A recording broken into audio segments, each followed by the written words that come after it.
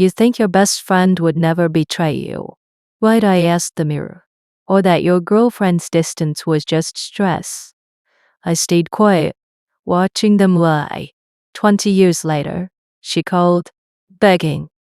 Remember how you laughed at my face with him while I spilled my heart? I said, well, I hope his wife enjoys reading your journal. The phone went dead. Man, back then, I was just a regular guy, 25 years old, working hard, and honestly, not really expecting anything life minus changing. Then Mary came along. She was 23, and just wow. Smart, funny, drop minus dead gorgeous. We clicked instantly. It wasn't just physical, though that was definitely there. We actually enjoyed doing things together. I was big into SCUBA diving and fishing, and she, bless her heart, genuinely tried to get into them. Watching her struggle with a wetsuit or entangle a fishing line, always laughing, just made me fall harder. We were inseparable. Every weekend was an adventure. Every weeknight was a cozy dinner. I remember thinking, this is it. This is the one. After about a year, it just made sense for us to live together. I still kept my own place for a bit, mostly for storage and that feeling of having a fallback, you know? But 99% of my time was spent at her apartment. We'd talk about the future, what kind of house we'd want, how many kids. I was already picturing our lives together. I even started looking at rings, browsing online late at night, trying to figure out what she'd like. I mean, things were perfect. I was ready to pop the question. Then, slowly, almost imperceptibly at first, things started to shift. It began with little things. We'd be watching TV, and I'd reach for her hand, and she'd just move it, subtly, to adjust a pillow or grab her phone. Then it was the Heisman in bed, as I called it. Every time I'd try to get close, there'd be an excuse. A headache, tired, too much on her mind. I tried to ignore it, to tell myself it was just a phase, stress. But it kept getting worse. She'd pick fights out of nowhere, over the dumbest stuff. Like, I'd leave a dish in the sink, and it wouldn't be a casual hey, could you get that? It would turn into a full, blown argument about how I never helped, how I was messy, how she couldn't trust me to do anything. Her voice would get this sharp edge I'd never heard before. My brain was just trying to process these new interactions. What's going on here? Why is she reacting this way? This isn't like her. I started talking to my best friend, Billy, almost every night. He was the one person I trusted with absolutely everything. Dude, I don't know what's happening. I tell him, my voice probably tight with anxiety. She's so distant. I think she might be seeing someone else.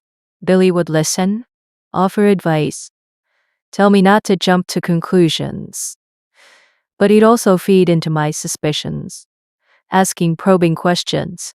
I told him every single thing I was doing to try and catch her checking her phone subtly when she was in the shower, showing up unexpectedly at her work, asking her friends what she was up to. I was desperate for answers, but no matter what I did, I never found anything concrete. It was maddening. Every time I'd confront her, even gently, she'd get defensive, turn it back on me, make me feel like I was crazy for even thinking it.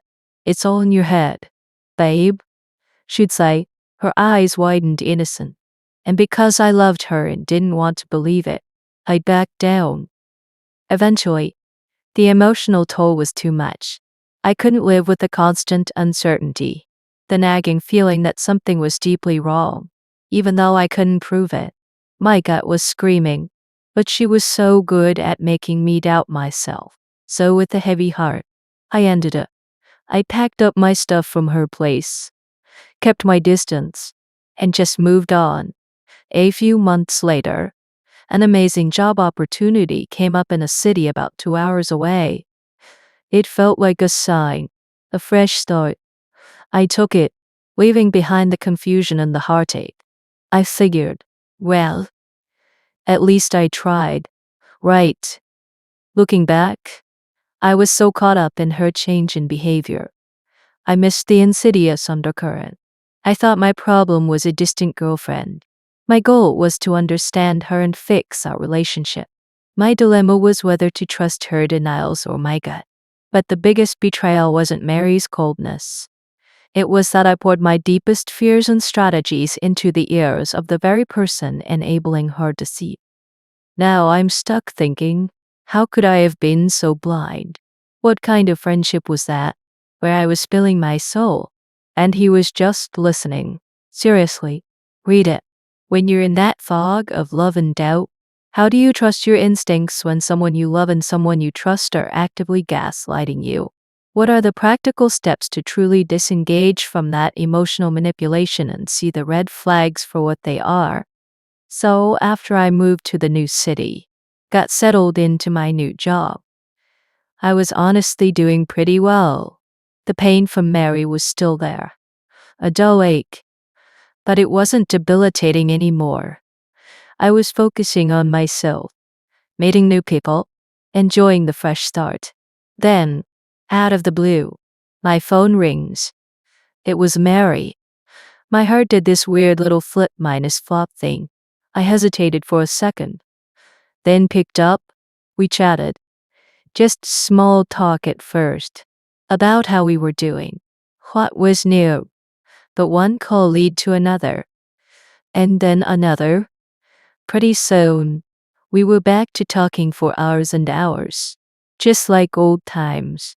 Days turned into weeks of these marathon conversations. It was like no time had passed at all. We just clicked. You know, like Forrest Gump said, we were like peas and carrots. All the old feelings started rushing back in.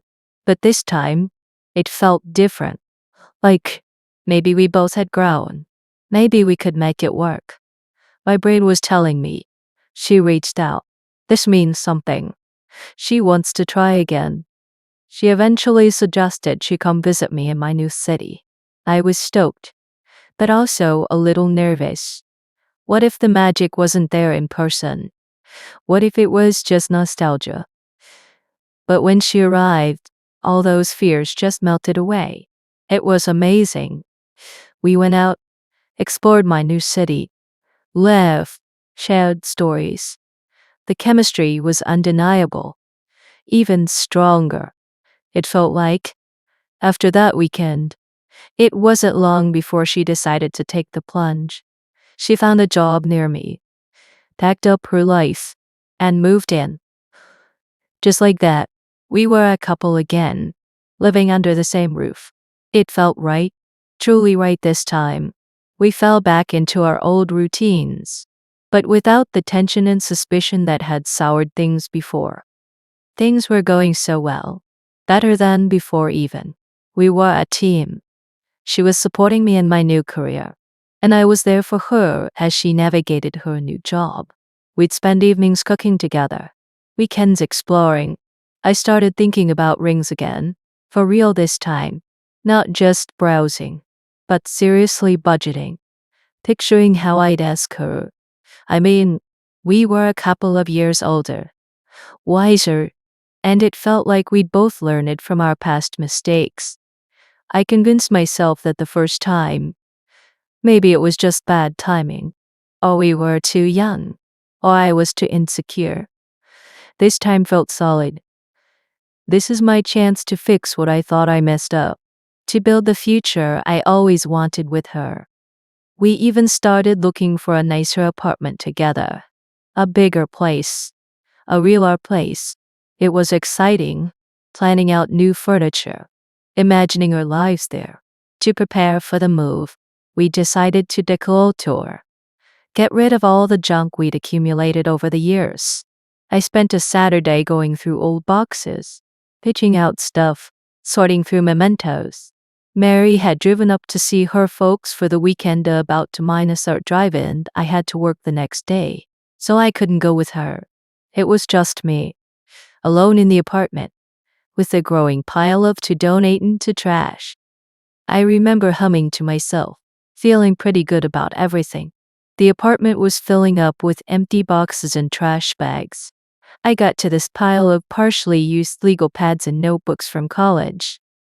Old work notes. Just general paper clutter.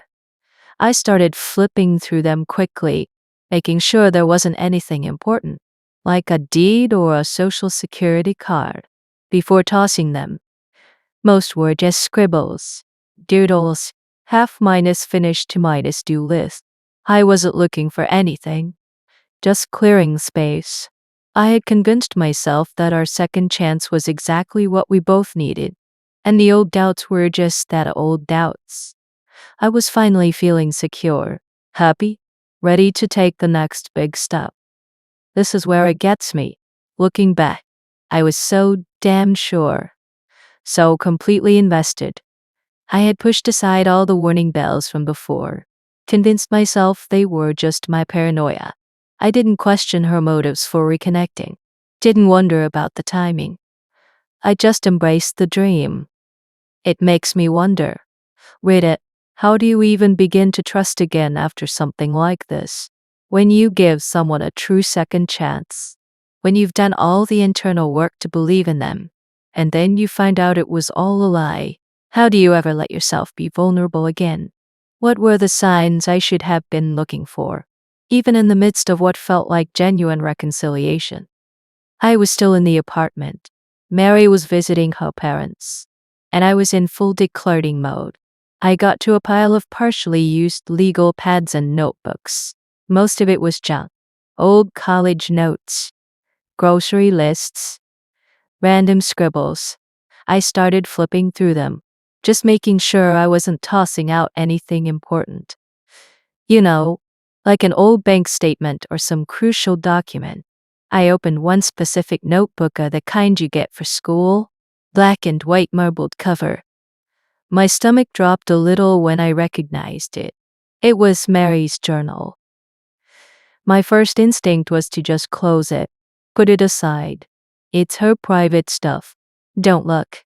But then, this knot of unease, that old familiar unease from the first time around, tightened in my gut. I remembered the red flags, the distance, the Heisman, and I thought, what if? I told myself I was just being paranoid. But my hand didn't close the cover. It opened, and then my eyes started to read. It began innocently enough, just thoughts and feelings. But then the words started to get graphic, every single sordid word. My breath hitched in my throat. I was reading about her and on minus stop sexual affair. Not just an affair, but the affair with my best friend, Billy. My heart started to pound in my chest, a frantic drum against my ribs. I kept reading, needing to understand, needing to see if my mind was playing tricks on me. It wasn't. It was all there, every intimate detail you could imagine, down to the taste of our cum. Our cum.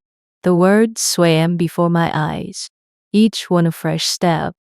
My brain was trying to process this tsunami of information. Billy, my best friend, the guy I confided in every night, the guy I told every single one of my suspicions to, every single step I took to try and catch her. And then I saw it, in black and white, Mary and Billy, laughing at me, laughing at my pathetic attempts to catch them, knowing full well I was telling Billy my every move. The blood drained from my face. My world spun. It all clicked into place. Every single confusing, maddening moment from the past. That's why I never caught him. I was telling my every move to the guy who was fucking my girlfriend. The shock was physical. My knees felt weak. I stumbled into the bathroom, barely making it to the toilet before I started to puke. Violently. It wasn't just physical nausea. It was the gut minus wrenching realization that my entire reality, my past, my hopes for the future, had been a meticulously crafted lie by the two people I trusted most. It's been 25 years. And I can still feel that pain, that absolute gutting feeling, like someone reached in and dripped out my insides.